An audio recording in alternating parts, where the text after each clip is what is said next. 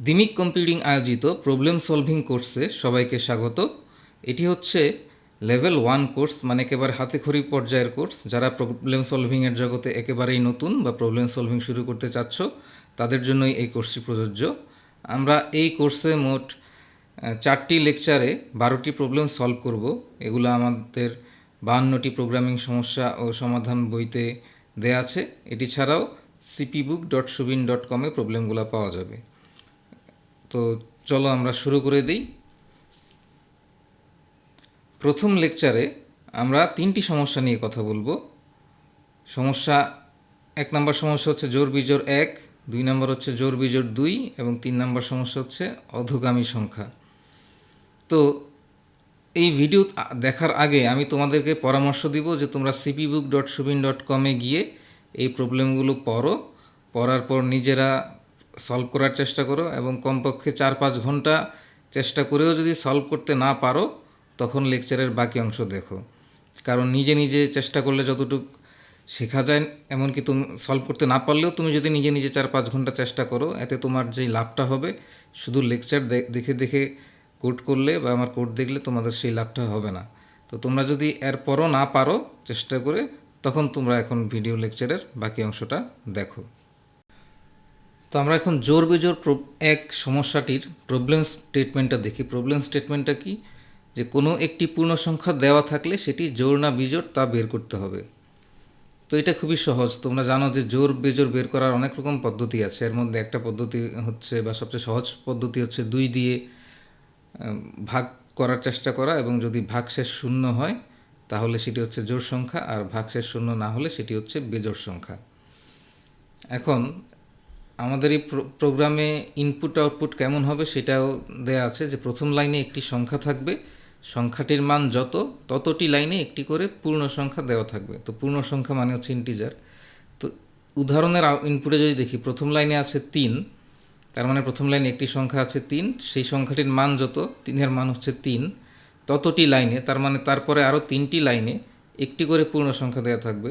তাহলে 3-এর পরে দেখো 3টি লাইনে, প্রথম লাইনে 100, দ্বিতীয় লাইনে 0, চতুর্থ লাইনে 1000, 111, এই 3টি সংখ্যা দেওয়া আছে। এবং আউটপুটে কী করতে হবে? প্রতিটি পূর্ণ সংখ্যার জন্য সংখ্যাটি জোড় হলে ইভেন আর বিজোড় হলে অড প্রিন্ট করতে হবে। তাহলে আউটপুটে আমরা দেখতে পাচ্ছি 100-র জন্য প্রিন্ট হয়েছে ইভেন মানে হচ্ছে জোড়, 0-র জন্য প্রিন্ট হয়েছে ইভেন, এবং 1111-র জন্য প্রিন্ট হয়েছে অড, এবং প্রতিটি কিন্তু আলাদা আলাদা লাইনে।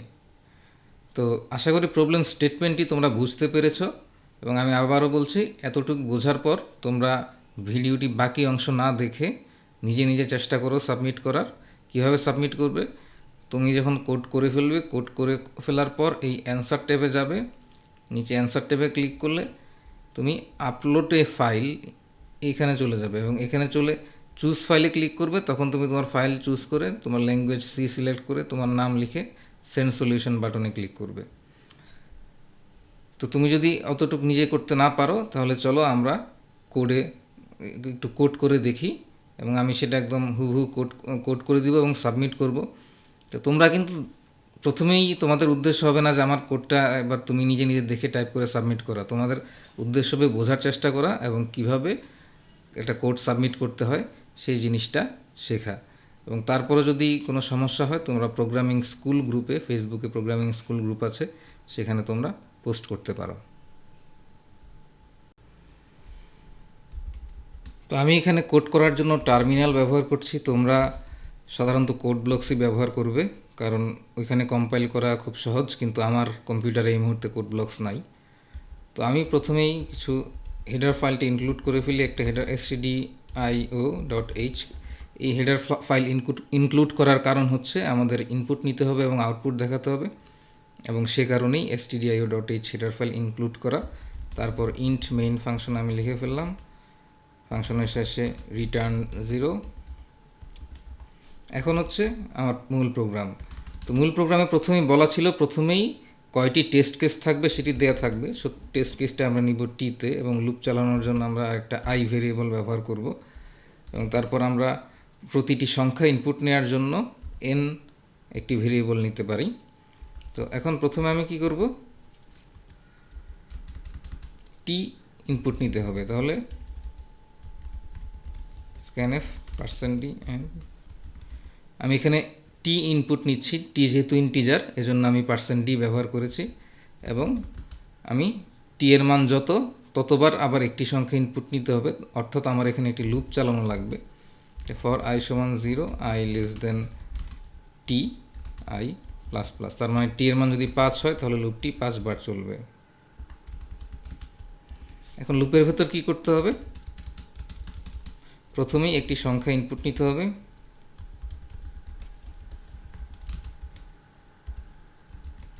n, এবং তারপর আমি দেখব এটি জোড় না বিজোড়। যদি ইফ n mod 2, মড মানে হচ্ছে এখানে ভাগশেষ, এটা হচ্ছে মডুলাস অপারেটর। তো মডুলাস অপারেটর ব্যবহার করলে 2 দিয়ে মড করলে যদি ভাগশেষ 0-র সমান হয়, এখন লক্ষ্য করো আমি কিন্তু দুইটি সমান চিহ্ন ব্যবহার করেছি, কারণ হচ্ছে এটি আমি তুলনা করছি বা কম্পেয়ার করছি। তাহলে আমি কি করব? প্রিন্টএফ ইভেন, এবং এরপর আমার যেটা করতে হবে, ইভেনের পর কিন্তু একটা /n দিতে হবে। তুমি যদি /n ছাড়া সাবমিট করো তাহলে তোমার কোড অ্যাকসেপ্ট হবে না।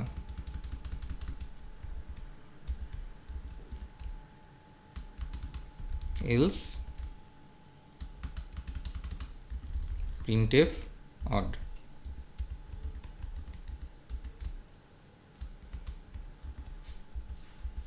তো আমাদের কোড হয়ে গেল। এখন কোডটা আমি সেভ করব, সেভ করে টেস্ট রান করব। তো আমার টার্মিনালে রান করার পদ্ধতি হচ্ছে gcc problem1.c, কম্পাইল করার চেষ্টা করতেছি। কম্পাইল ঠিকঠাক মতো হয়েছে। এবার আমি রান করব। যদি আমি 4 দিই, 4টি সংখ্যা আমি ইনপুট দিতে পারবো। ধরো 10 ইভেন, 11 অড, 12 ইভেন, 13 অড, এবং প্রোগ্রাম বন্ধ হয়ে গেছে। এখন তোমরা লক্ষ্য করো আমি কিন্তু 10 ইনপুট দেওয়ার পরই ইভেন আসছে, 11 ইনপুট দেওয়ার পরই অড আসছে, কিন্তু তোমার তো স্যাম্পল ইনপুট আউটপুটে তুমি দেখেছো যে ওইখানে লেখা প্রথমে পুরা একটা 3, তারপর 3টা সংখ্যা, আর আউটপুটে হচ্ছে পরপর 3টা ইভেন বা অড। তো এক্ষেত্রে কিন্তু তুমি যখন প্রোগ্রাম করবে তখন তুমি এইভাবে করবে যে একটি ইনপুট নিয়ে একটি আউটপুট দিয়ে দিবে, আর জাজ যখন তোমার প্রোগ্রাম রান করবে তখন জাজ আসলে একটা ফাইলের মাধ্যমে ইনপুট দিবে, যেই ফাইলের ইনপুটগুলা তোমার প্রোগ্রাম নিয়ে একে একে আউটপুট দিবে। সুতরাং এটা নিয়ে তোমার চিন্তা করার কোনো কারণ নাই, তুমি এভাবেই কোড করবে। তুমি দেখো আমি যদি এভাবে ইনপুট দিতাম 4, তারপরে 1 2 3 4, তাহলে দেখো কিন্তু অড ইভেন, মানে প্রথমেই 1 হচ্ছে অড, 2 হচ্ছে ইভেন, 3 হচ্ছে অড, 4 হচ্ছে ইভেন, এভাবে আউটপুট আসতো। তো এখন আমরা এই প্রোগ্রামটা সাবমিট করব। তো প্রোগ্রাম সাবমিট করার জন্য আমি প্রথমে আমার ওয়েবসাইটে চলে গেলাম, এবং তারপর এখানে আপলোডে ফাইল। তা তুমি কিন্তু চাইলে ফাইল আপলোড না করেও পেস্ট অ্যান্সার করে এখানে অ্যান্সারটা পেস্ট করে সাবমিট করতে পারো, কিন্তু ফাইল আপলোড করলে সুবিধা এই কারণে যে অনেক সময় তুমি কোড কপি পেস্ট করার সময় অনেক উল্টোপুল্টা কারেক্টার চলে আসতে পারে, যেটা হয়তো তুমি নিজের চোখে দেখতে পাচ্ছ না, কিন্তু সেটা সমস্যা করবে। তাহলে আমি probe1.c ফাইলটা সিলেক্ট করলাম, আমার ল্যাঙ্গুয়েজ হচ্ছে সি, অথর হচ্ছে অনলাইন কোর্স 100, এবং আমি সেন্ড সলিউশনে ক্লিক করলাম।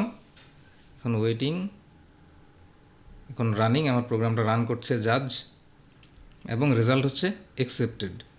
তো এটা খুবই একটা আনন্দের বিষয়, একটা প্রবলেম অ্যাকসেপ্ট হয়। কিন্তু সি হল অফ ফেমে তুমি যদি যাও, তুমি কিন্তু আমার নাম দেখতে পাবে না। কারণ হচ্ছে কি, ইতিমধ্যেই 250 মানুষ এই প্রবলেমটা সাবমিট করে ফেলছে, এবং এর বেশি মানুষের নাম এখানে দেখা যায় না।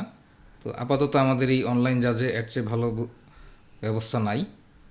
তো যাই হোক, নাম দেখাটা গুরুত্বপূর্ণ বিষয় না, তুমি প্রবলেমটা ঠিকভাবে সাবমিট করাটাই গুরুত্বপূর্ণ। এবং আমরা এই প্রবলেমটা অ্যাকসেপ্ট করে ফেললাম, অর্থাৎ অ্যাকসেপ্ট করিয়ে ফেললাম জাজকে দিয়ে। এখন আমরা আমাদের পরবর্তী প্রোগ্রামে চলে যাব।